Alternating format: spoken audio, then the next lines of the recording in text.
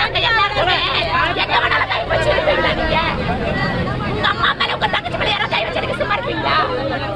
மனசாட்சி இல்ல. எங்க உயிரே போனாலும் பரவாயில்ல, இங்க பேச்சுவார்த்தைக்கு வரணுங்க.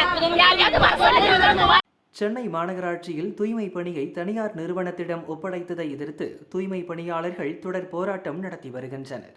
இன்று சென்னை மெரினா கடற்கரையில் திரண்ட 50 தூய்மை பணியாளர்கள் திடீரென கடலில் குதித்ததால் பரபரப்பு ஏற்பட்டது. போலீசார் விரைந்து சென்று அவர்களை கரைக்கு இழுத்து வந்தனர். வாழத்தான் விடமாட்டீங்க, சாகபாவது விடுங்க என போலீசுடன் அவர்கள் வாக்குவாதத்தில் ஈடுபட்டனர். ஐயா, நாங்க பட்டினியா கிடக்கிறோம், எங்களுக்கு வேலை கொடுங்க ஐயா, எங்களை மன்னிச்சிருங்க ஐயா என முதல்வர் ஸ்டாலினுக்கு வேண்டுகோள் விடுத்து ஒரு பெண் அழுதார்.